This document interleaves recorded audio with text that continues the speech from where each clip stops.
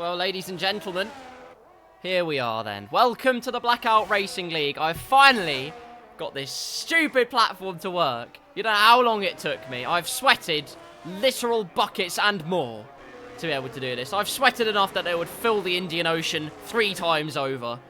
But here we are for qualifying for Imola, where qualifying is so paramount and so important.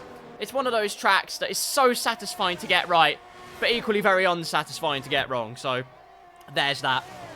On board with Big Sam, he goes very wide into mineral water, but he gets well out of the way of whoever is next on track. On board with Pretender, as there's yellow flags in Sector 2 and 3. Tag Marty, your first time of the session, at 1 minute 16, and the devil has spoken. Hopefully that's not a precursor for how the rest of his weekend will go. A good start, though. Hopefully the times will go down pretty soon. Not in Dirk's case. A second off, a 1:17.7 for the Aston Martin man. Continue to look up and down the field, see who's on laps. Obviously, Pretender, of course, we saw going through Piratella, as Blackjack goes across the line with a 1 minute 19.8. Not representative, I imagine. Magico with a 1:17.6, but it's Tom who goes half a second ahead on a 1 minute 16.1. Will his teammate have anything to say about that, as Wilco goes second fastest now across the line, and he's starting a lap, so there's no point. But it's Buck57, actually, who has an answer.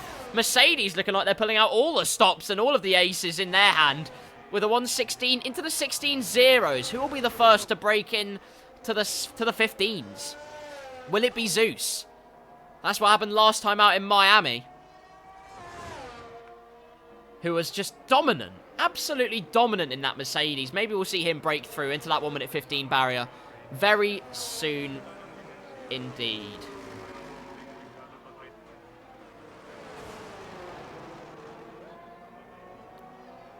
On board with Buck then, there's obviously lots of people going out for laps, one of which is Big Sam in the Alfa Romeo. Aborted his first lap as he went very wide into the mineral water section. Now going through the chicane as he cascades down the hills and the twists and turns of Imola towards the end of his lap. Pretender actually starting his lap now, not too far behind the Aston Martin. Aston Martin, the Alfa Romeo, same thing. Blackjack goes fastest. He's the first one into the 15s on a 15.8. A great lap from the Williams driver. Big Sam, though, using the straight line pace. Over the line he goes. And it's 1 minute 18.1. It's not quite the pace he would have had in mind, I'll be honest with you. But it doesn't really matter. We carry on then through this session as Pretender actually pulls into the pits. Both Red Bulls in at the same time. Unbelievable stuff. Buck 20 also in. Only a few drivers yet to start a lap on this track. We look down at J Lane coming out of the pit lane. It's Zeus coming out of the pit lane. The man who won in Miami. Can he bring some incredibleness to Imola? You're about to find out as he pulls out of the pit lane and will begin his qualifying crusade. I hope you're all ready, because this man was on fire in Miami. He certainly, well, he'll be making sure he won't be in the way of Stark, who's just started his lap. He might well have been, as he went through the gravel and over the curbs at quite the speed.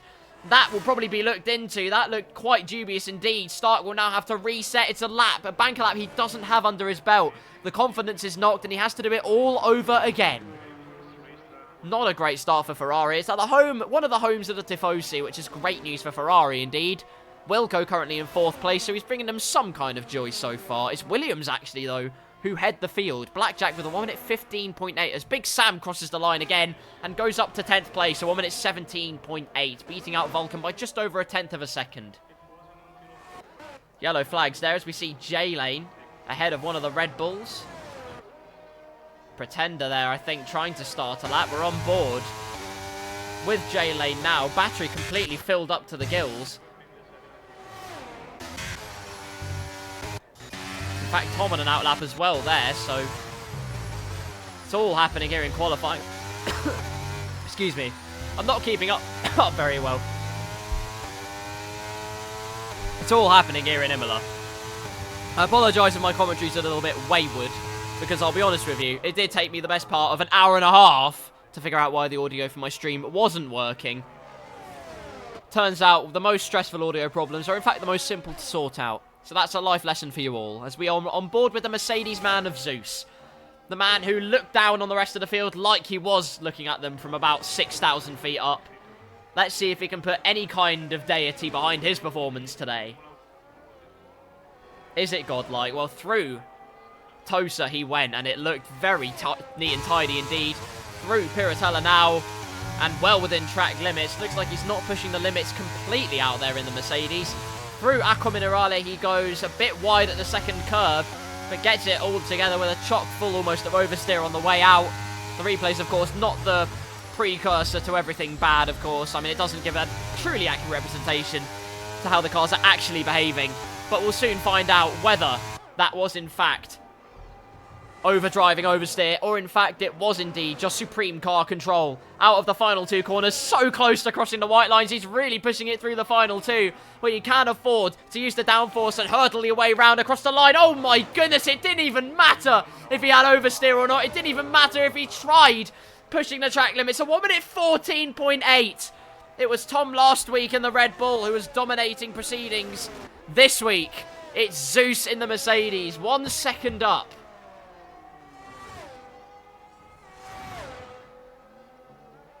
Only 3 drivers yet to set laps now. That was the first runs of qualifying. Those of the drivers, of course, who haven't set banker times have that knock in their confidence now. One chink in their armour. Just that rhythm that they haven't got, which around this track is so important. Pretender and J-Lane on laps. They will have their confidence up on the rise as they set their first laps of the session. J-Lane across the line goes 10th fastest on a 1 minute 16.9. Firmly in the 16s. A bunch of drivers in the 16s. That's really where you want to be. Let's hope Pretender is in that group as well, as he's following a Haas car currently. Let's hope they don't get in the way. Not sure who it is. It's King Didi in the Haas that's actually ahead of Pretender in the Red Bull. The number 7, can he indeed have the great moment? It actually is a good moment for the Red Bull as the track begins to ramp up, as the confidence ramps up for all the drivers. It's a 1 minute 15.8 and P3 for the Red Bull driver. King Didi now up to P9. It looks like they were both on laps there, so credit to the Haas driver. I can't really tell who's on hot laps and who's on out laps. I'm so out of my depth, it feels like. Hopefully I'm providing some sort of justice to what kind of qualifying Imola has in store. But there are a bunch of drivers now on laps. Milo on lap. CPT Wilco is on a lap. The captain, as he goes wide, and indeed that is his lap ruined if he even was on one. Milo just crossed the line, in fact, to go P3. Mach 57 has just started a lap. We're on board with the Mercedes man now. As down to P7 he's demoted. Tom crosses the line, goes second fastest with a 1 minute 15.1. The time's tumbling down here. Zeus will be feeling pretty confident. My voice isn't feeling confident, that's for certain. You won't find voice breaks like that unless you go to a secondary school. And if you do that, I question what you're doing, really. Mach 57, through mineral water then. Using all the curbs and then some. So he now goes down to the chicane. Take as much curb as you dare, but not too much, so you get invalidated. Keeps it all together, though. Down the hill he goes. Towards the final couple of corners. The Mercedes man on a good lap, it looks like. And he will continue to push the car to its limits all the way to the very end. And across the line he goes to go no higher than he was before. It's still P7 for Buck 57. One of his numbers being fulfilled there, but he would have hoped it was the 5 that was being fulfilled in his number. He stays P7 for now, though.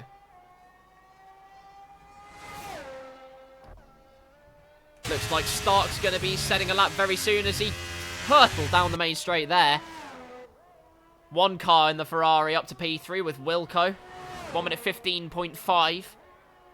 It's Stark in P9, though, hoping he can bring the Tifosi into Raptures. It looks like, though, Zeus is having, well, the day of days, quite frankly. He's absolutely stomping on the opposition, and with only one time lap to his name, on a track that's been suboptimal, he still holds 3/10 of the advantage. That's exactly what Tom had last week, but of course we saw how pace in qualifying doesn't necessarily translate to that same confidence and consistency in the race.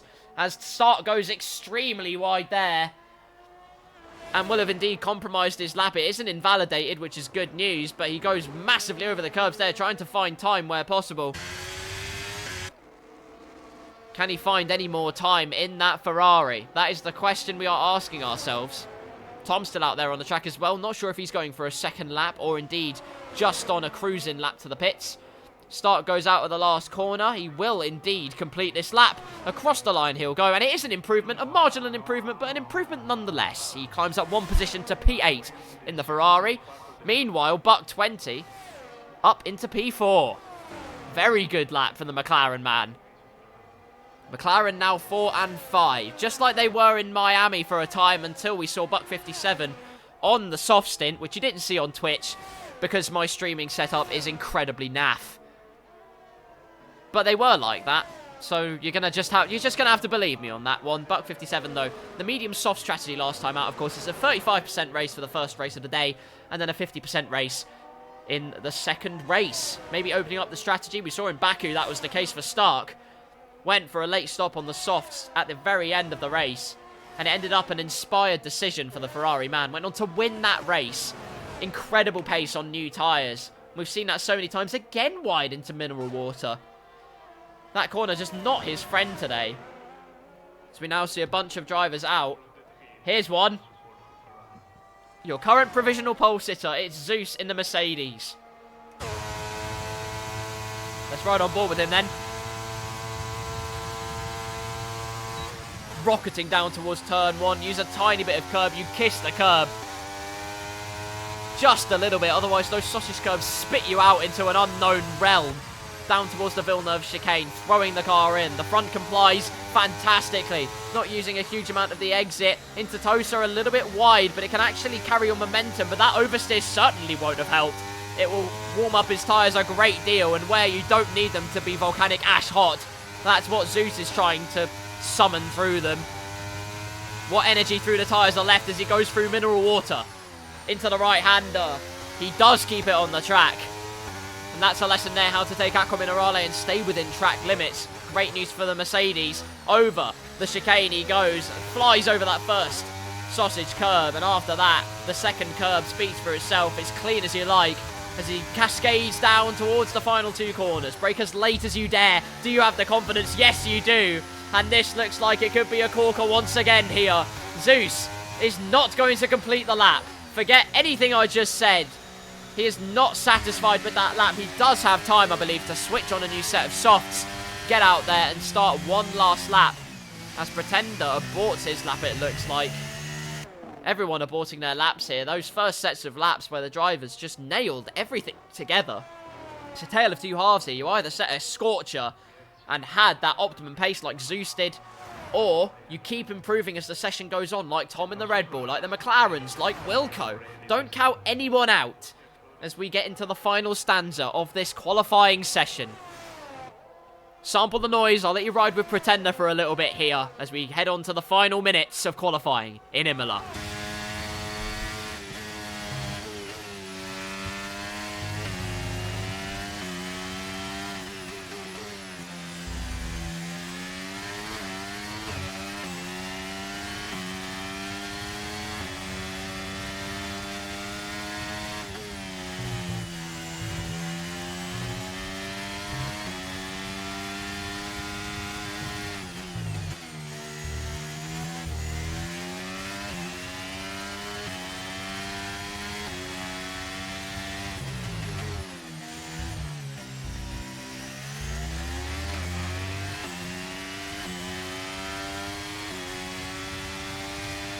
Time's beginning to tumble then. Buck 57 up to P3, but lots of people out on the track. Zeus indeed has time for one more lap here. Pretender will come across the line and will complete this lap. Yes, he will. Nothing left in the battery. He's deployed everything he can, but it won't be enough to improve. Still P7 for the Red Bull man. Here's someone that did well last time out. His teammate, Tom, qualified on pole for both races in Australia and Azerbaijan by an astronomical amount. He's been unbelievable these past couple of rounds, but it looks like Zeus has had every kind of answer so far today. Charging up the battery then. Dirk retires from the session meanwhile. What on earth's happened there? Something terrible has gone on, or maybe he's just thought that there's no room left for improvement. We have no idea. There's yellow flags in Sector 1. I'm sure it's just people slowing down before they start their laps. Let's hope that's the case. Otherwise, we'll see a very sad Aston Martin out on the track as we ride now, not on board, but spectating Tom in the Red Bull. Yellow flags in Sector 3 as well. Everyone just backing up, finding that optimum clear track. It's the Alpha Tauri there, finding some clear track.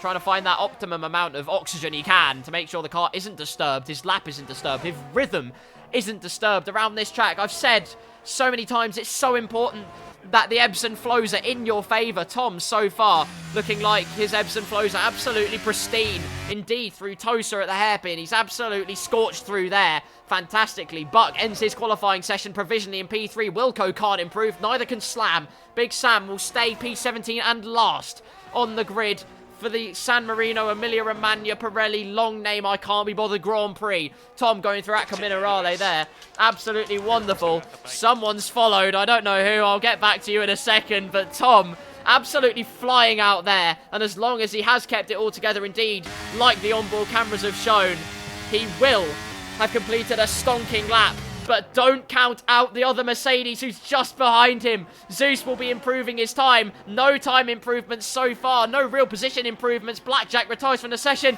Tom across the line. And it's so close, yes, so far. Just 39,000. Zeus goes fastest. Half a second ahead. On pole position, the man who looked imperious in Miami has done incredibly so far in Imola and looks to stake his claim back in the championship. Stark up to P4, Ferrari 4th and 5th. What can Buck 20 do? His last flying lap of the session. Never count him out. It's not over until it's over. Does he have an answer? No, he doesn't. It's still P6 for Buck 20. And that will do it unless Vulcan pulls out the lap to end all laps.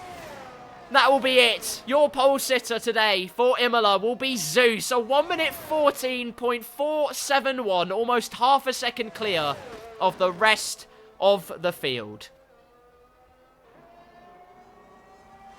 Of course, the big points are scored in the race day, so that's what we'll all be waiting for. Vulcan peels into the pits, and that will conclude qualifying here in the region of Emilia-Romagna. A great lap from the Mercedes man, puts him on pole position. Tom is your P2 man in the Red Bull. Mercedes are 1 and 3, courtesy of Buck 57 and his great lap just moments before the checkered flag came out. Stark P4, Wilco P5, Buck 20 P6, Tagmata P7 in the Haas. Great job from him. Milo in 8th, McLaren 6th and 8th. And we'll wait for confirmation on the rest of the results because I don't have a photographic memory, unfortunately. But there you go. I told you the rhythm was what would make the difference, and so it has proven. Zeus takes pole position for Mercedes, and Mercedes sandwich for Tom in second, the man who was, well, on the ball, very much so, in Australia and Baku. He's been on the ball today as well, but, well, Zeus has been, well, if you're talking football terms here, Zeus has been like Lionel Messi on the ball today. Oh, goodness me. He's been absolutely flying out there. He won Miami by, well, just a stratospheric amount. Honestly, you couldn't write it, genuinely. He's had an absolute scorcher so far today, and hopefully, long may it continue. Pretender was the man in 9th. Blackjack completes the top 10. But race day is looming, and anything can happen. And it usually does in Formula 1. That's the bliss of it. And so we shall find out very, very soon indeed. Fine margins in the Blackout Racing League. We have seen many times before. Especially in the last 2 times we had. Miami, of course, well, almost like real life in many ways until there was contact at the end of the race between Buck 57 and Milo at the final corner almost. Technically, the last sweeping left and right is the final corner, but I like to think the hairpin is the last proper corner, as it were. Contact between those two. Buck 57 did finish P4 on the track.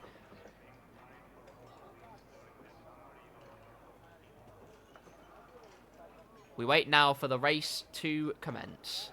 Welcome if you have just joined to the stream. We've been up for 19 minutes where everything has actually worked. Thank you, Magico, for following, by the way. I appreciate it very much. Hopefully I'm doing justice, just like the other commentators have done before. I will do my level best.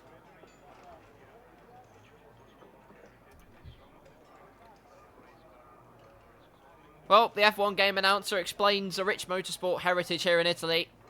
And he couldn't be more right. Passion flows through the veins of every fan that come to the Italian Grand Prix. Imola, a race that has seen many changes in its past, sometimes through tragedy, and sometimes just because. Who knows? There used to be a chicane, but now where there used to be a chicane at the very end of the lap, it's just that flowing straight line where DRS could prove to be one of the primary and, in fact, main overtaking zones of the day. Maybe even the only overtaking zone, but who knows? We have 17 very talented drivers indeed who can put on a show for us and make overtakes where no overtake was done before. So let's see what happens then. Your pole sitter Zeus gets us underway for the formation lap. Immediately though, there's a Ferrari in the lead. Here goes Stark, getting the Tifosi, very happy indeed. Look at him go. He's got pace in spades. Zeus simply cannot keep up. Unbelievable racing here in Imola. If only it wasn't the formation lap. Or, well, most of Italy would have erupted into joy, but there you go. I apologise if I stole your thunder there, but you know what? For now, soak in the moment. This could be where you finish today, Stark. Who knows? There's a long race to go. 32 laps of the Emilia-Romagna made in Italy, Rolex, Pirelli, whatever the heck the sponsors are, Grand Prix. So therefore, maybe lots of drama to happen. Who knows? You'll just have to wait and find out. We hurtle around the formation lap. Quite the field spread as we go on towards the end of the formation lap. Stark, your runaway leader of the formation lap. If there was a prize for that, he would have it, but unfortunately there isn't. Zeus also streaking away. Of course, it's not like real life where the tyre temperature simply plummets. But still it will plummet the longer they sit on the grid. It's vital, of course, that they don't get disqualified on the formation lap, and they've all kept it very clean. If they do get disqualified by the start line, by the way, it's purely because they've actually missed the grid slot. They've overshot it. So if it says they're disqualified, it won't reset their tyre temps.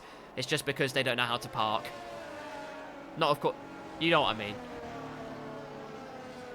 Two people there that, well, apparently, they weren't even at the grid, so they've clearly had their own accident. King Didi and Vulcan, they're disqualified from the formation lap. Let's hope that that's not a running theme for them, as a bunch of people are disqualified. There's the case of them overshooting the marks. 4 drivers overshooting it.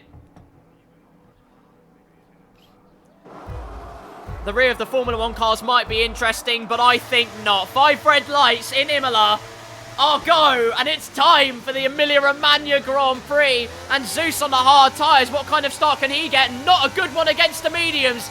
Tom immediately alongside to the outside of the Mercedes man as he goes round the outside and he leads the Red Bull man. The softer compound proving to pay dividends straight away.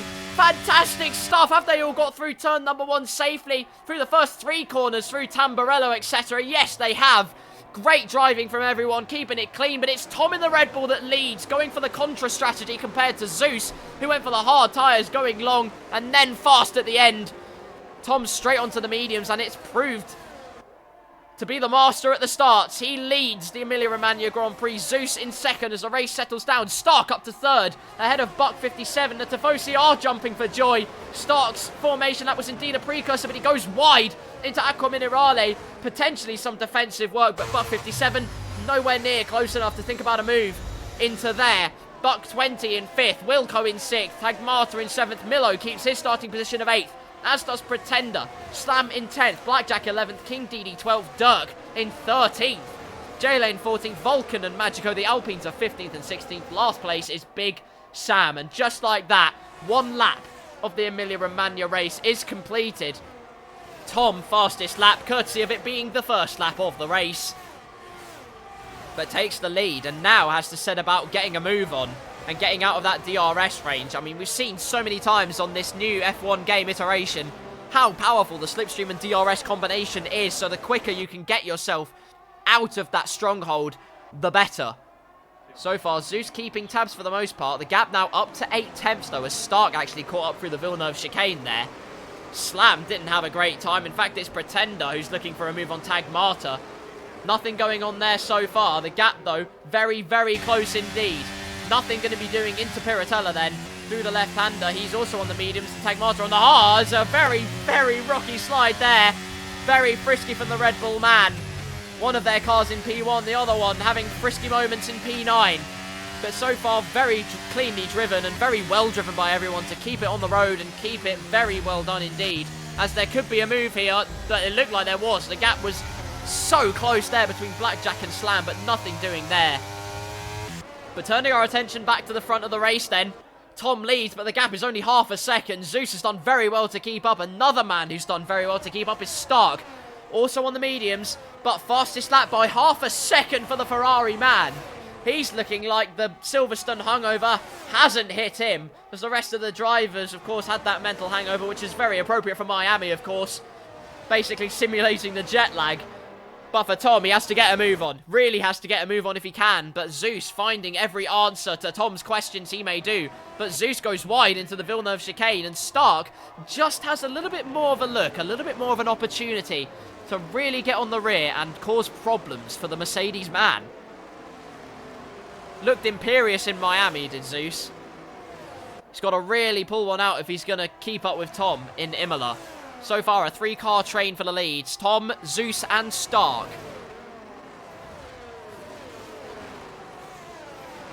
It's going to prove to be very interesting indeed. Milo has promoted himself to P7, of course. With Tagmata starting on the hard tyres, those mediums firing up straight away. How long will that crossover be for? And of course, what strategy will there be in this race? Does anyone dare go for that 2-stop? As we saw Pretender there going closer to Monza than the Apex there at Imola. But do drivers go for the 2-stop and go really aggressive on the strategy? Or do you start on the hards, finish on the mediums, do the 1-stop, Bob's your uncle, you might have won the race. DRS, of course, enabled on this lap. One man who didn't even need DRS was Blackjack, as Pretender's had a spin. Pretender's had a spin. It's no damage on the car, but it will be a damage to his ego, if nothing else. He's down all the way in plumb last. Yellow flags in Sector 3. No need for a safety car or a virtual safety car. Tagmata, though, makes a move on Milo. DRS, I told you it was powerful. And suddenly Blackjack's looking at a move. 2 cars displacing Milo in one go. Yes, it is. Fantastic. Great move from Blackjack, but he gets it all crossed up. And that just allows Milo to snap the position back up again. Thank you very much, says the McLaren man. I'll have a piece of my P8 again. Promotes himself back up, but it's not over yet. Blackjack does have great pace, and he will be looking for an opportunity wherever possible. The battle for 4th place as well, getting very close. Buck 57 currently holding it down, but Buck 20 and Wilco are very, very close, keeping a very nice watching brief as Slam's made a mistake now. Slam's made a mistake. He's had a spin as well. It's still cleanly driven, no damage on any of the cars, which is good news. But damages to their emotions, potentially, are the only thing we're going to receive here. Zeus is very close now, though, in the hunt for 1st place. In the hunt for his 2nd consecutive victory of the day. And his 2nd consecutive victory, therefore, in the Blackout Racing League. DRS and Slipstream might be powerful, but it's not powerful enough. Tom keeps the lead. Zeus has to just watch the rear of that Red Bull for quite some time. And let me tell you, he's got some good rear end. One man who did use the Slipstream to great effect, Buck 20... claims P4. Pretender gets ahead of Slam, courtesy of the fact Slam has pulled into the pits. Changing up the strategy, maybe. Who knows? Look at Zeus hanging on to the back of Tom. He's right on the ragged edge, but my goodness, if he smells blood, he'd go for it. He will not let this P1 go. It's like a dog with a tennis ball that's been well used. He loves that tennis ball. He knows what it tastes like. He knows the glory of it and will not let that glory out of his sight or his taste buds. Another spin in the background there. Buck 57 is out of the race and there's a safety car. What on earth happened there? We'll have to try and find out as we look at on the onboard of Big Sam to see what's happened. They haven't passed the scene of the accident yet. They have now. It must have been terminal damage. Buck 57 is out of the the Emilia Romagna de Pirelli. I don't even care what the name is. It's too long and too long-winded. Slam, of course, made his pit stop, but unfortunately for him, it will be a safety car here, which is great news for my voice, which continues to break. Ever the prepubescent male I am. Lots of people. The action starts in the pits, though. Both Ferraris in. Milo in. Tagmata in. Blackjack in. Straight out there for Stark. Wilco was the man next in the pit lane anyway, so it wouldn't have mattered too much. But let's see how that will have affected Wilco, if it has affected Wilco. No, not really. Oh, no. Never mind, it has. It thought it didn't affect him, but no, it hasn't. It has cost him quite big time. Blackjack, Tagmata, and Milo all get themselves ahead of the Ferrari. Disastrous for the Scuderia. It's supreme for Stark, who does in fact get P6 and now is the man. First on the fresh tyres. But the safety car now neutralises the field. It gives them the chance to just hold back a little bit, keep themselves under control, and whatever nerves, whatever jitters they might have had on those first few laps can be reset. But on the converse, any confidence the drivers might have had is also reset. And that will be the difference today. Who will still have their confidence? Who can keep that rhythm going? Whose pendulum will swing in their favour? That will be all revealed once the safety car peels in about 2 or 3 laps' time.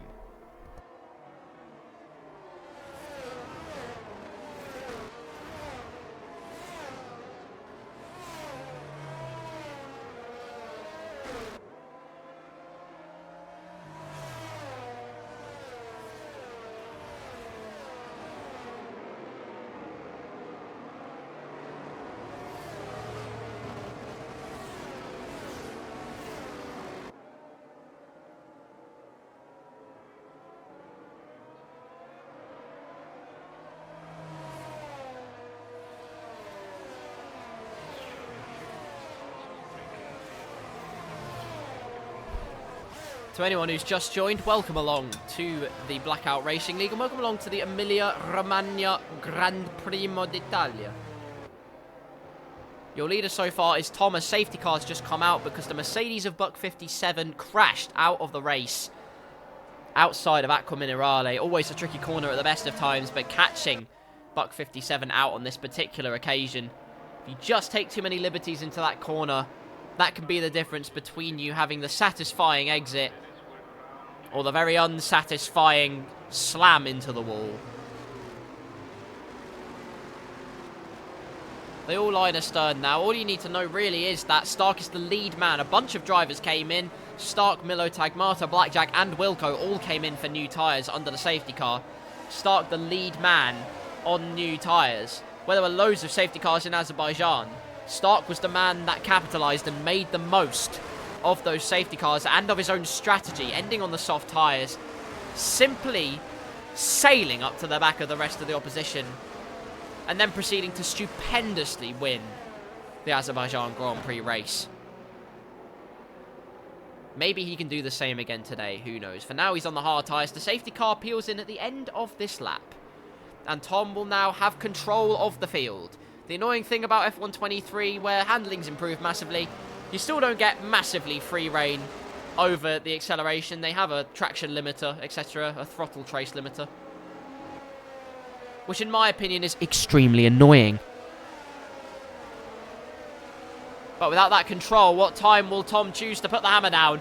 I think he's chosen to do it quite early, and indeed he has. The gap's 6 tenths now. He seems to have held the lead. No, he hasn't! He's in the wall! Tom's out! Tom is out of the Emilia. I can't even speak. I was thinking about Azerbaijan. He's out of the Emilia-Romagna Grand Prix. Devastation for the Red Bull driver. Zeus leads the field away, almost a second ahead straight away. Buck 20 having to go on the defensive from the Haas of King Didi. But devastation for Tom. I don't believe it. Leading out of the restart, drops it on the exit, and suddenly 2 of the real heavy hitters in real life have hit the wall and are out of this race. Your 3rd place and 4th place finishers in Miami have found the wall, quite frankly. I was thinking of something witty to say. We have to focus off of that for a second. Stark is making progress, and I told you those new tyres were on his car. He was the first one in the field to have them strapped onto the Ferrari. And I'm telling you so many times, new tyres are what make the difference in this race. You have that grip instantaneously. Even when the tyres are cold, thank goodness you actually have some form of coherent grip now in this game. And you can warm up those tyres and you can really push the car. And then there's that little point at about 25% where the tyres do drop off. A 3-second time penalty for Pretender, meanwhile. Thank you to whoever's followed. Buck57, thank you so much for following this Twitch channel. Hopefully I'm doing the commentary justice as Blackjack looks to make a move. It's 3 wide almost into Tamburello. My goodness me, it's all happening. Old mediums on J-Lane. Milo trying to look for the advantage, but nothing doing there into Tamburello. 5 cars are astronomically close to one another. And this is quite the spicy racing. Zeus has pulled out a second gap in the lead. We'll look away from that for a second. Stark's very close to the back of King Didi. But 5 cars, line astern from J-Lane down to Dirk, actually. There's loads of cars, even more than 5. So many cars there, and Milo now looking to make a move. Down the inside, he tried, he thought about it into Piratella. But you know, there's only a matter of time. There's only so much defense J-Lane can do. Does he think about moving to Aqua Minerale? I was going to say, he's going to need about 4 wheelbarrows for his testicles, if that's the case. Tagmata with a 3-second penalty and gets Aqua Minerale all wrong in the background. As a result, drops down to P10. All kinds of madness happening. Stark's promoted to P3 in the meantime. There is a hefty battle, though, going on for P5 in this race. King Didi, of course, is keeping J-Lane within his DRS range. When that gets activated, J-Lane will have DRS. And that will just mean he has a defense mechanism. But with those new tyres and with that kind of a cracking exit, can Milo make the most of his new tyres? He doesn't look like he's gaining too much. But into Tamburello, he could go for a dive, but really thinks largely better of it, let's be honest. Nothing doing there into that corner. Meanwhile, Slam and Big Sam are swapping positions time and time again as a yellow flag. And Tagmata is out. Tagmata is out of the Emilia-Romagna Grand Prix. The man just had a penalty slapped onto his gamer tag.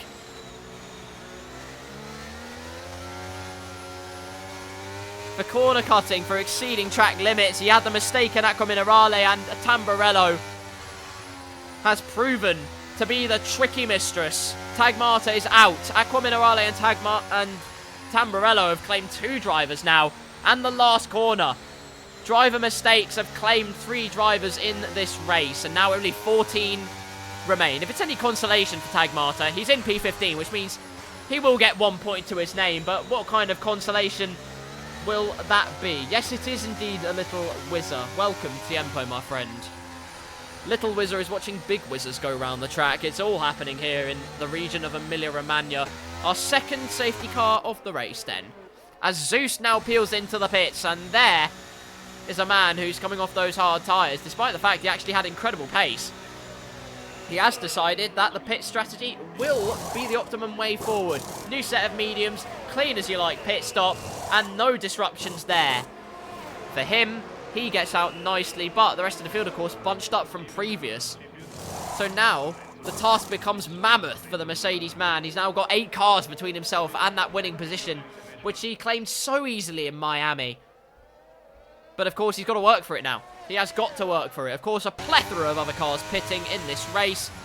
Buck20, King Didi, J-Lane, Vulcan, and Pretender also pitting onto new tyres. Let's run through the order as we go on. It's Stark, currently P1 in the Ferrari. The Tifosi are, well, doing inexplicable things, really. I dread to think what they're doing in the grandstands, but I'm sure they're very happy. Milo in second, Blackjack in third. The second Ferrari of Wilco in fourth, who did make a pit stop under that safety car, first safety car as well. Sees it, paying him massive dividends indeed. Dirk in fifth for Aston Martin after dropping places at the start. He's found his feet. Magico in sixth in the Alpine. Great stuff from him, as he sets about his crusade for points, for big points. Slam in seventh, Big Sam in eighth position. The man who won in Miami, Zeus, in ninth in the Mercedes. Your lead and only Mercedes as Buck57 crashed at Aqua Minerale earlier in the race. Buck20 is 10th. King Didi 11th, J-Lane 12th. Pretender and Vulcan are swapping positions all the time. You have to watch this. I don't know what's going on there. Seemed like they swapped a couple of times. Not entirely sure what happened there. Hopefully no penalties to speak of. There is one on Pretender because I believe of exceeding track limits, which is not particularly ideal.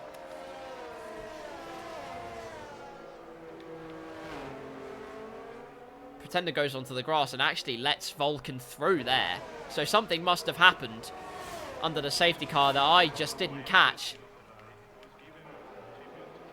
But no matter. Here we are. Line astern under the safety car. I'm going to take a bit of a water break as Dirk has DNF'd. What is going on there? Dirk is now out of this race. And suddenly, we only have 13 cars in this race. What on earth went on? Must have spun and hit the wall again. A fourth victim is claimed in Emilia-Romagna. What is going on? Even under safety car, they're not immune. Crazy things happening here in Imola.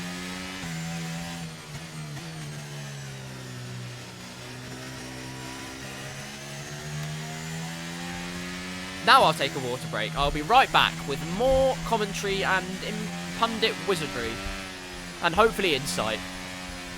In round number 6 of the Blackout Racing League.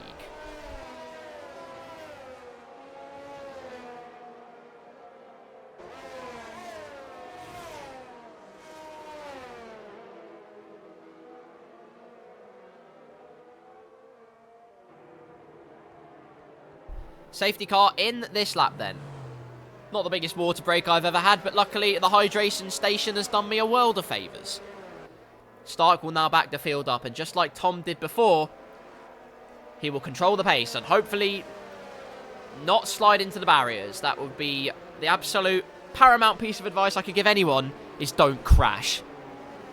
4 people have ignored my advice so far, but let's see what Stark can conjure up. The Tifosi screaming for his team, obviously, because he's in a Ferrari, and when that scarlet red car leads, you know there's history afoot. Stark leads the pack away. Milo in second, who I haven't credited yet, but my goodness, he's had a good race so far. Blackjack third, Wilco fourth. Any goings on into turn number 1, you're about to find them out right now. Stark clean on the restart and clean through turns 1, 2, and as you can see, turn number 3, nothing happening there that will detriment his progress. He leads comfortably. Milo's second and Blackjack still in third, but on those mediums, they still have good pace, and he's looking to really make the most of that tyre before it starts dropping off. Wilco fourth, Magico fifth, Slam in sixth, as Zeus swaps positions immediately. Well, it was P9, of course, Dirk retired, he crashed out, giving Zeus P7, and P8, sorry, and now he improves his progress to P7. And the interesting thing for Zeus and Buck, of course, is now they're on the mediums as Buck 20 gets past as well. On the exit of Piratella, through Mineral Water, they both go. And now the complexion of their race has completely changed as well. Of course, 2 sets of mediums to the end. Maybe a medium soft complexion we're going to see. Who even knows? That's the beauty of F1 League racing. Someone always has a trick up their sleeve. Slam is looking like he's looking racy. Magico did actually, well, it's got up to 5th courtesy of Dirk retiring, sorry, but Slam, meanwhile, looks like he's going out for blood, and he's going to use that slipstream to good effect in the AlphaTauri. But look who's there. It's Zeus in the Mercedes, and he's going to stamp his authority firmly. 50% battery left, doesn't even need to use it. The slipstream is grand, the overtake is textbook, and through goes the Mercedes man. The hopes of his whole team riding on his shoulders, and on 3-lap-old mediums with a safety car to help him out to boot. He looks like a real threat in this race. I've said so many times how the new tyres have been the deciding factor in some cases, how they have launched people to success in this league. And it looks like it could be no different today. 5-lap fresher mediums on Zeus's Mercedes compared to the Alpine of Magico. The man who in qualifying set a 1 minute 14.4 was half a second quicker than anyone else in the field through Mineral Water. He's looking like he has a bit of a sparkle in his step. What you think of that is up to you. I leave that to your decision. But into the chicane, nothing doing there. There's just no chance of an overtake. There's a yellow flag in sectors 2 and 3. What's happened there? A brief yellow flag. Buck 20. It's King Didi. It's off. There's a crash. And J-Lane's hit him. And it looks like there's no damage, blissfully. But drama there between the Haas and the Williams. Contact made. Meanwhile, back to Zeus quickly out of the exit of the last corner. No safety cars at all. DRS enabled on this lap. Zeus won't even need DRS. He's absolutely launched it. And through he goes on the Alpine. And Magico sensibly puts up no fight whatsoever. Into 5th place now goes the Mercedes driver. Brilliant stint so far from Zeus on those fresh mediums, and his progress continues to get stronger. Stark in the lead then, but it's all getting a bit tetchy up front. It's getting a bit squirmish at the back of that Ferrari because Milo has found himself harrying Stark. And this could prove to be a very interesting situation. Once again, 3 drivers in the quest for the lead. Another yellow flag in Sector 2. Pretenders spun again. Another spin for the Red Bull driver. The only man who can provide Red Bull any form of success. Swept himself off into the grass. And now we go back to Stark, a man who's sweeping himself into glory. First place currently to his name, sorry. First to third separated by under a second. And King Didi, meanwhile, down again to last place. What on earth's gone on there? Pretender, who did spin and was dropped down to last. It looks like there's been another issue at the back of the field. Drama at the back. Let's see up front if there's any changes at all. As Stark holds his place, J-Lane gets through on King Didi at the back, meanwhile. DRS firmly open, but the man who's looking to be more of a threat is Blackjack in the Williams car. Can he make a move? No, it's Milo who's going to try and make a move. The overspeed was so dramatic there. Fantastic there for the McLaren man. But at the end of the day, there is one man who claims that lead position, and it's Stark, and Blackjack was all over Milo there. It's looking like a very, very vicious game of cat and mouse. A yellow flag in Sector 3. What has gone on there? Yellow flag now in Sector 1. Trying to find who it is frantically. It's not enough. Well, my fingers have had a skill issue, let's be honest, and that's not uncommon with me. But Stark, now the gap between the top 3, separated by just 0.4 of a second. And if you think that's dramatic... Oh, that's dramatic! Big Sam's out of the race! Big Sam is out! And there's been a severe collision. Slam's had a big collision with Big Sam. It looks like he's out. And a third safety car. King Didi also out. My goodness me, what's gone on? All kinds of chaos. 2 drivers out in the snap of a finger before my synapses can even register what's happened. I may be the worst race director in the world, but you can't deny the racing here today is purely comprised of passion and precision. For the most part, unless you crash, in which case I don't know what to tell you. But now 6 drivers have been claimed by Emilia-Romagna. Stark pulls into the bits for a second time as Vulcan gets a drive-through penalty for speeding under the safety car. Terrible news for him. Big Sam's left the session. Well, don't blame him, to be honest. I have no idea what's happened there. A slam into the pits there. Vulcan stays out. Milo now assumes the race lead. The man who had such an overspeed. I thought for all life, all money, that he was going to breeze past Stark there because the slipstream was so strong. But no doing. No doing. And as a result, we have a third safety car. Another follower. Marina, hola. Thank you. Thank you. Hola, gracias, etc. I need to play video games in Spanish. I need to actually learn Spanish is the point I need to get at. But regardless of that, we have a safety car in this race. Carnage incoming. Buck 57. You're not wrong, my friend. 6 cars now claimed by the walls of Emilia-Romagna. Milo is your leader. Blackjack in P2. Zeus in 3rd now on those fresher mediums. Stark now the lead man on the freshest tyres, which are completely new mediums. Great news for him.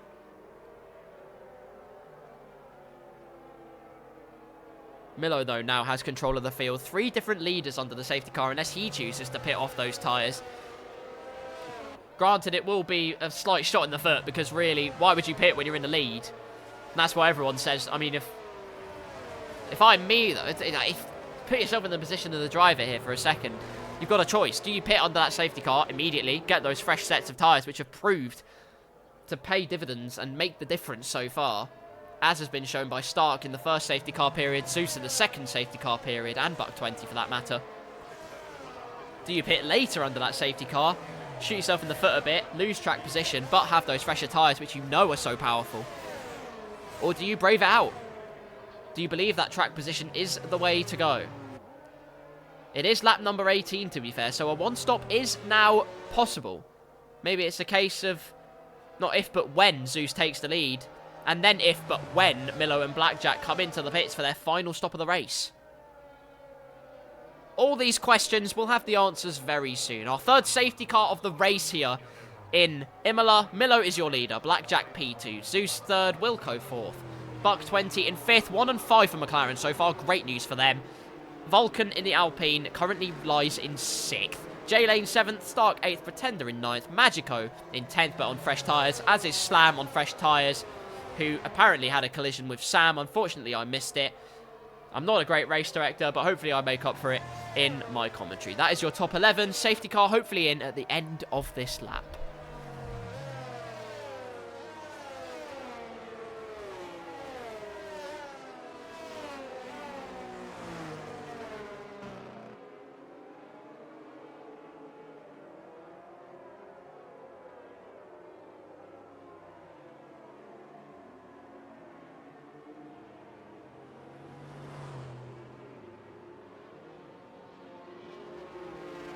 I like to think I'm the safety car whisperer. Not for bringing them out, just for getting them back into the pits and seeing some proper nice racing. Because that's what we are going to have. Thank you to all of you that are watching, and I hope you all enjoy the spectacle. Because, oh boy, it's going to prove to be one of those races. If the 6 that are out is anything to go by, and the chaos we've had so far, that is the final safety car you're allowed to have in this race. And Milo, who assumes the lead in that safety car period, will now press home his authority and launch it out of the final corners and maintain that lead. A great restart for the McLaren man. 7/10 is your gap then. Blackjack P2 and Zeus in P3. But on those fresher mediums, he's looking immediately to make progress and claim that lead, which he would feel is rightfully his after that pole position, which was so dominant. After the race he's been having, which has also been, well, not dominant, but he's certainly been quick. Let's be real here. He's been absolutely scorching out there today. That's the only way I can put it for him. But suddenly Blackjack wide at Villeneuve, and Zeus is already promoted into P2. Great stuff for the Mercedes man, and now he looks to get even more progress in the field. Blackjack demotes a position courtesy of his own mistake. Buck 20, meanwhile, has a penalty for track limits just after the safety car has peeled in. I'll watch Start quickly. He's looking to make progress on fresh mediums, on board with him through mineral water. Touching the apex there, using as much of the exit as he needs to without careering into the wall, like some have done already this race. Over the curbs, oh no! Using too much of the curb, and that's a 3-second penalty for the Ferrari man as well. Track limits, of course, so harsh around this track. You want to use as much of it as you can, but at the same time, you can't afford to be too, well, generous with them, because otherwise you end up in the boat of 4 of the drivers now in this race with 3-second penalties to your name. But the fresh tyres for Stark, of course, I mean, I've said a million times before, and I'll say it again. That's what makes the difference. So let's see what kind of madness it can bring now. Milo still leads the race, but half a second is the gap between him and Zeus as Wilco makes a move, and off the track goes Buck 20, but somehow, despite running through the gravel, gets past Blackjack on my screen. Believe he will have to give the position back. He was off the track, and indeed he does. Blackjack claims back P4 to his name, but that brings Stark back, who is now up to P6. It brings him into this fight. Zeus is only 2 tenths behind Milo, meanwhile. Look at this. All kinds of close racing. Let's watch Zeus snapping up his prey. He is Predator on those newer tyres, on those softer tyres as well. Pretender with a 3-second penalty again for track limits as he's off the track. Another spin, and in the wall, hits the front into it. Very hard indeed. Luckily, no wheel falling off, no suspension, sending itself to the next Grand Prix. He does still remain in this race. Another safety car. What? I thought they limited it to 3. I'm shocked. I thought they limited the amount of safety cars. And now it's neutralised again, and those people who weren't on those newer tyres now have that free pit stop. Unbelievable. I thought the reservoir of safety cars was completely dry. It was completely droughted today. It was completely dry, but no. Unfortunately, that is not the case. As on to softs goes Milo in the McLaren. Blackjack onto softs. Vulcan onto softs. Wilco onto the mediums. Slam onto the mediums. J-Lane onto the softs. A bunch of drivers thinking the softs can make it to the end now, and I'm sure they've tested this rigorously, so I have no doubt in their predictions. But the complexion of the race changes once again, courtesy of our 4th safety car in this race. viewers of the Mexican Grand Prix for the Blackout Racing League and F1 22 once upon a yesteryear. I say a yesteryear, it wasn't that long ago. But many, many safety cars came out that race, and there were many, many, many annoyed phrases and words. I don't really blame them, because who wants to watch a race with about 65 safety cars? But that's what Codemasters have decided, so that's what we've got to live with, unfortunately, here. While we're here in the safety car period, let's discuss Imola. Of course, like I said, a track that's had changes over the years, sometimes through tragedy and sometimes just to assist the flow of the circuit a little bit. Of course, a track that is teemed with history.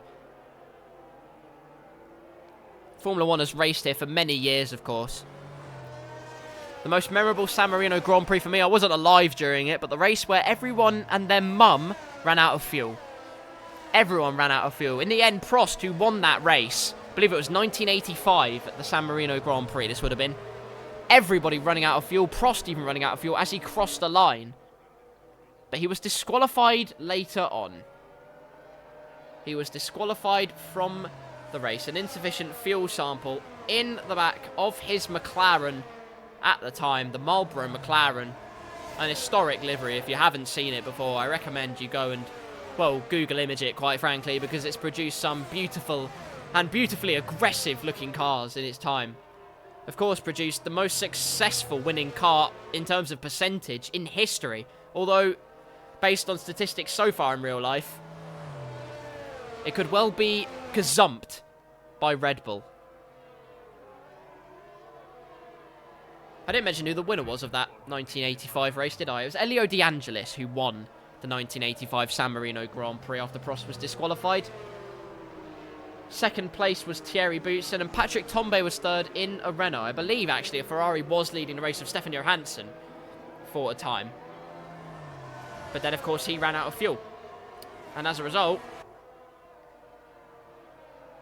well, if you run out of fuel, it's a simple equation, really. Run out of fuel, cross the line, don't have a sufficient fuel sample, equals, well, no points for you, sunshine. And run out of fuel, don't cross the line, also equals no points for you, sunshine. Which in Formula 1 isn't ideal. But there you go. There's my memory of Imola for you, 1985. Great race there. Also, the races in 2005 and 6, where we had a roles reversed, really. In 2005, it was Fernando Alonso who went on to win, but defending from a furiously fast Michael Schumacher in a car that really didn't look like winning for most of that season. The 2005 regs, of course. You could only have one set of tyres on you during a race. You could only change one tyre if you needed to, but a whole set of tyres had to last a race, which is a bit weird. Safety car in this lap. That is a very, very late call-in. And suddenly, Zeus has to back the field right up. My goodness me. Away he will go, though. Despite the drama of the safety car, I feel like that's been a bit dubious. And it will prove to be slightly dubious. Buck 20. Vulcan's been disqualified for ignoring a drive-through penalty. That is the end of his race. That is pack your bags and go home, sunshine. He is out of this Grand Prix. Buck 20, meanwhile, has got a great restart to the inside of the Villeneuve chicane. The lead was under threat briefly, but nothing doing. And that just means Stark can keep a watching brief. What on earth has gone on there? Suddenly everyone's slowing down again. The yellow flag in Sector 1, and there's a fifth safety car. A fifth safety car. I'm going to turn off my microphone quickly so you don't hear the expletives coming out of my throat.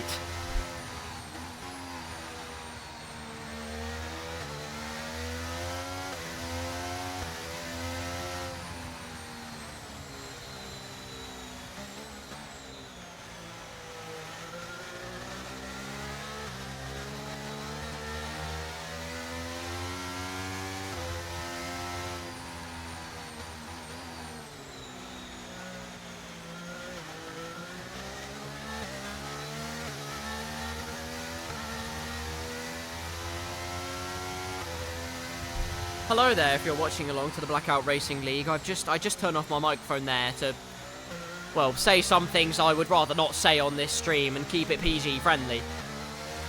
We have our fifth safety car of the Emilia-Romagna Grand Prix. Somehow we have more safety cars here than we did in Baku. I was under the impression that there was a limit of safety cars and it was 3. I was wrong. I was very wrong, and now I look egg-faced as a result. Zeus is your leader, Buck 20 is second, Stark is third on fresher mediums, Slam is third on the freshest mediums, soft tyre runners all the way down from 5th until now 10th place as Wilco makes another pit stop, as does Milo and Magico. They're going for the freshest of fresh softs. It's good news if you're a soft tyre runner, though, because, excuse me, you have a safety car, and that means your pace is neutralised. How many hiccups can I have? 2 seconds.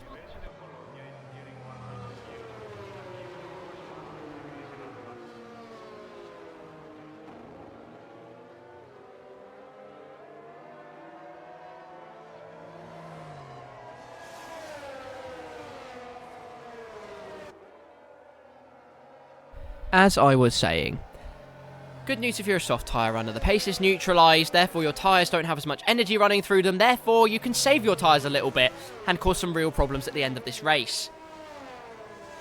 If you're a medium runner who's been on them for 13 laps, like Zeus and Buck 20, it's not great news, and you might be egg-faced.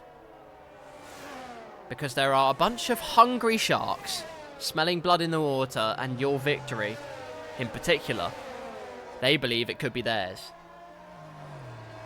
Our 5th safety car of the race, I genuinely have no idea why we have a 5th safety car. I couldn't tell you. Vulcan was disqualified from the session, and Codemasters decided that's too dangerous, we've got to put out the safety car. So what can you do? I have nothing really to speak about over this safety car. So I will let you watch Zeus, who is your leader, ahead of Buck 20. Well, was Stark. Slam's now your 3rd place man. J-Lane 4th, Pretender 5th. Wilco 6th, Blackjack 7th, Miller 8th. Stark now 9th, but soon to be demoted to 10th, as Magico will cross the line and overtake him. Lap number 25 of the Emilia-Romagna race in the Blackout Racing League.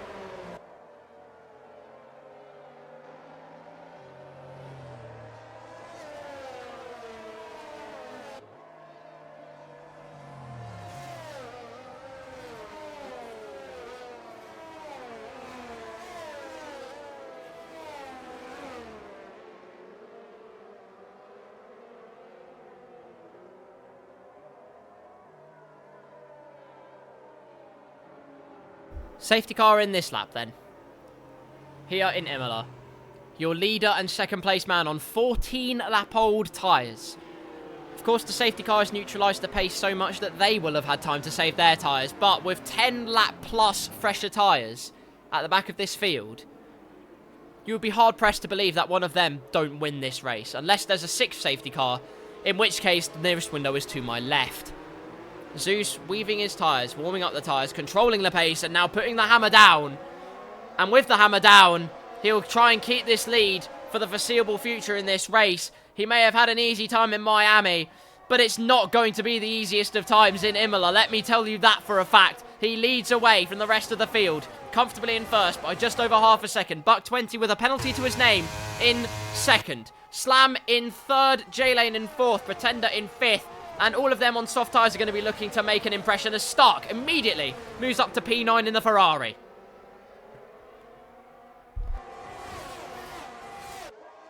I have a newfound appreciation for the people that normally commentate this, being Daniel and FTS Ivory, when and if they do have to commentate this on their own. Because it must be just so difficult, one, to not have your throat become a dried up reservoir of pain, quite frankly. And 2, not having someone else to bounce off of, just purely speaking the entire time. It's you know what, I genuinely have a newfound respect. It's unbelievable from them.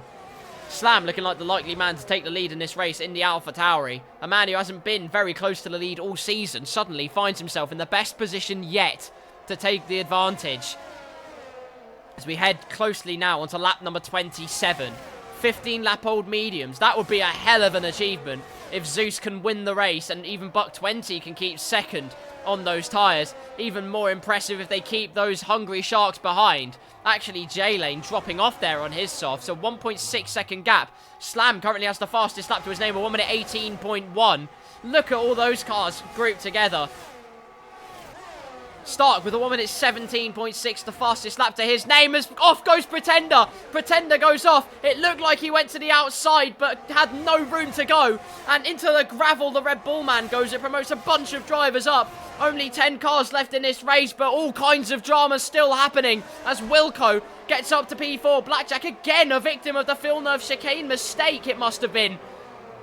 The Ferrari man into P4 now, and he has to really get a jiggy on if he's going to try and win this race. The gap 2 seconds. Another Ferrari who's looking to improve his pace is Stark to the inside of Piratella. Is J-Lane still there on the outside? I believe he is, but he does have to back out into Aqua Minerale. You definitely cannot go 2x2 into there. And so Stark makes his surge up the field into P6. Half a second Wilco has gained on these three up front already. DRS will soon be enabled, and then 5 laps of pure, hard racing until the very end to crown our winner of round 6 of the Blackout Racing League. Zeus absolutely pushing everything he's got in that Mercedes. Every ounce of fuel, every shred of rubber on that tyre is being deployed. But Buck 20 is going to be gazumped by Slam. My goodness me, that was as simple as you like. Almost too simple it looked like, but maybe the overspeed was that severe. And now into second place goes the AlphaTauri man. And with 10 lap fresher mediums, he looks like the big threat to get the lead of this race. But don't count out Wilco, or Blackjack, or Stark. All so close to the back of Buck 20, who now, well, there's a 5-car train for the fight for P2. Slam did get the position, but not so far escaping from the chasing pack. Milo, meanwhile, makes a position up on J-Lane. He moves himself up into P7. The soft tyre runners are looking for positions, opportunities at any point. Their tyres, of course, so much fresher, so much more grip and bite, but nothing doing so far. Riding on board with Wilco, the lead soft tyre runner. Not long to go in this race. Time is against them. The clock is ticking if they want to try and claim first place. A bit wide from Buck 20. Those mediums are really second hand, maybe even third hand now. And suddenly there will be DRS for Wilco. And it looks like it's going to be an easy move. Hardly anything that Wilco puts into that. And it looks like Buck 20 really does back off. And it might be a chance for P2 as well, but lifting off at the end of the straight. Sensibly, I might add, does Wilco. He moves up into P3 and will soon be snapping at the heels of P2. Does he think about a move to the inside? Feints one there, but nothing doing for the Ferrari man. As Buck 20, another time penalty to his name for more track limits. Blackjack going round the outside at Tosa, meanwhile. Stark's there as well, who also makes the same move. Round the outside for both of them. Great stuff for them in the soft tyres, albeit, but still you have to be in it to win it. Third, fourth and fifth, all on soft tyres, and rather fresh soft tyres, which is going to make Slam very nervous indeed. Currently P2, but even on 8-lap old mediums, does not have the pace of Zeus. Mistakes being made there into that chicane. That might be a reason as to why, as Wilco easily goes through into P2. Blackjack going through into P3. To the inside he goes. And no! Oh goodness! Wilco's made a mistake! Wilco spins it! The lead soft tyre runner! And drops down to last place. A box full of neutrals there as he tries to get the car spun round. But shocking news for Wilco, who finds himself plumb last. A mistake for him has been the gain of Slam and so many others. Stark now down to P9 as well. What on earth happened with him? The drivers who looked like they were in the running for the win are now in the wars. As Zeus now has a 4-second lead in this race. And as long as he keeps it together, could well win the Emilia-Romagna Grand Prix. Milo's here though. Milo's on the charge in the McLaren. Soft tyres. 6 laps old. against 9-lap-old mediums up ahead. He really needs to get a move on now if he's to make that progress and claim second position and even more points to his name. A good race from McLaren on the whole, even though those 19-lap-old mediums. Buck 20 still has good pace. J-Lane all over the back of him, though. The pressure being applied in metric tons, honestly. That's not even a unit of weight. Kilotons, to be honest, if that's even a measurement. That's the amount of pressure being put on by those soft tyre runners. The field, of course, spread out there. Mistakes being made all over the place still here. As the pressure gets to people's heads, they lose their cool here in the heat of Italy. Some San Marino spice as we enter the final 2 laps of the race. J-Lane gets past Buck 20. An easy pass, easy as you like. No battery at all left in that McLaren. He's given it everything and then some. But he's got nothing to fight with on those old mediums. Down to P5 he goes. And now we look to the front of the race. The man leading by a commanding margin. And look how tranquil I can be for a little bit. As we now just let it all breeze over. Zeus is your leader by 3.8 seconds in the Mercedes, despite having 10-lap older mediums. Great race from him, and imperious pace. He looks to be winning 2 in a row today. Slam in second, but don't count out either Milo or J-Lane, as we have a 3-car train in the fight for second place. Zeus goes through the chicane, as does these 3, nearly 4. Buck 20 still on the back of this train, of course, albeit on very, very, very third-hand medium tyres. But this is it, quite possibly Milo's last chance to get that move done. The soft tyres, of course, erode away so quickly. But maybe the seas of fortune will be in Milo's favour. We ride on board with the McLaren man. DRS will be wide open. No battery left at all. Slam doesn't really have much to fight with either, but look at the strength of the slipstream. He will consider a move into Tamburello to the inside on softs, but late as you dare on the brakes from Slam. Nothing doing there for Milo, who thought about having a move, but just couldn't get it done. But maybe into the Villeneuve chicane, looks to the inside again. Great defense from Slam, who just has enough of an answer, just enough on those mediums to have an answer to Milo's questions of can I get past, to which Slam says a very firm no. It's not over yet though, a few corners left, and we've seen moves being made into the rest of these corners so far, where some wouldn't dare, these guys dare to dream. And Milo is dreaming of that P2 result into Aqua Minerale. So close to the back of the Alpha Tauri. J-Lane, of course, will wait in the wings. That's a mistake on the exit. Could that be the opportunity Milo needs? On board with Milo to the inside of the chicane. He dives it down the inside. Keep it side by side, gents. A big squeeze from Slam. It's all happening. They're still side by side. Slam will plant the power down, and J-Lane looks to be making the move now. Let's get on board with him to the inside of the last 2 corners. A squeeze from Slam. It will be Zeus that claims P1 in this race. Milo spun it meanwhile. Slam will just keep P2. A stout defense from the Alpha Tauri man. Will claim a podium for his team. Milo gets back ahead of his teammate to claim P4. J-Lane in P3. Buck 20 goes down only the 1 position in the end. Magico can be very pleased with a P5. Once again, what a race from Zeus though. 10 laps older mediums to finish 5.5 seconds ahead. That is quite remarkable from the Mercedes man. My goodness me. And Ferrari, who will have had their home support in absolute bucket loads, start going slow as you like. He will soak it in, but he's soaking in P10. Which in the Blackout Racing League is still a decent number of points.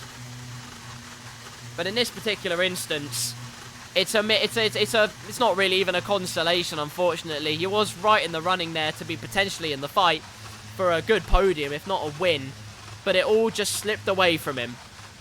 And so it slipped away from Wilco as well, and so many others. Mistakes creeping in, argy-bargy happening.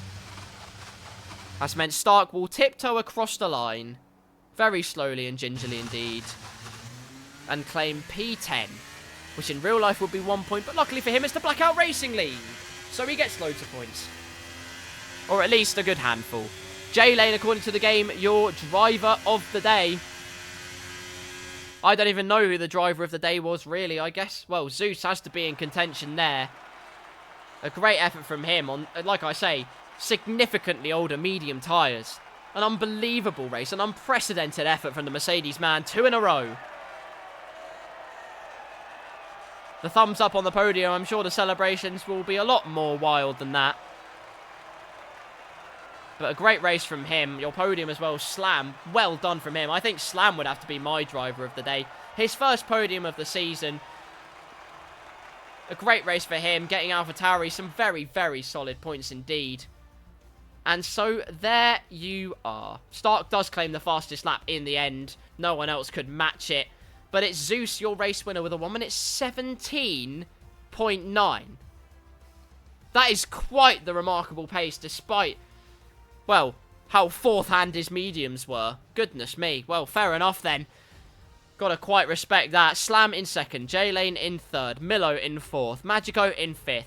Buck 20 in 6th, Blackjack in 7th, Pretender 8th, Wilco and Stark, the Ferrari duo, in 9th and 10th, unfortunately for them, just not being able to capitalise in the end. Big Sam in 11th, despite the DNFs, it's all DNFs from there on in. Tom claims 1 point to his name, which I'm sure he'll be, at least there will be some consolation to him, despite everything that happened.